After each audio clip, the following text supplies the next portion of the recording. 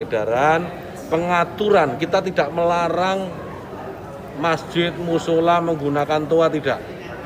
Silahkan, karena kita tahu itu bagian dari syiar agama Islam, ya. Tetapi ini harus diatur, tentu saja. Diatur bagaimana volume speakernya, gitu. Toanya itu nggak boleh kenceng-kenceng, 100 desibel maksimal. Diatur bagaimana kapan mereka bisa mulai menggunakan speaker itu sebelum adzan dan setelah adzan, bagaimana menggunakan speaker di dalam dan seterusnya. Tidak ada pelarangan. Ini aturan ini dibuat semata-mata hanya untuk membuat masyarakat kita semakin harmonis, meningkatkan manfaat dan mengurangi mafsadat. Jadi menambah manfaat dan mengurangi ketidakmanfaatan. Karena kita tahu, misalnya ya, kita tahu di daerah yang mayoritas muslim, hampir setiap 100 meter, 200 meter itu ada musola masjid. Ya, bayangkan kalau kemudian dalam waktu yang bersamaan mereka semua menyalakan toanya di atas, kayak apa? Itu bukan lagi syiar, tapi menjadi gangguan buat sekitarnya.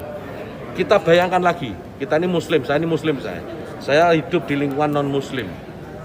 Ya. Kemudian rumah ibadah saudara-saudara kita non muslim itu bunyikan toa sehari 5 kali dengan kenceng-kenceng secara bersamaan, itu rasanya bagaimana? Yang paling sederhana lagi, tetangga kita ini, kalau kita hidup dalam satu komplek itu misalnya, kiri, kanan, depan, belakang pelihara anjing semua. Misalnya, menggonggong dalam waktu yang bersamaan, kita ini terganggu enggak? Artinya apa? Bahwa suara-suara, ya suara-suara ini, apapun suara itu ya, ini harus kita atur supaya tidak menjadi gangguan. Ya, speaker di musola, masjid, monggo dipakai, silahkan dipakai. Tetapi tolong diatur agar tidak ada yang merasa terganggu.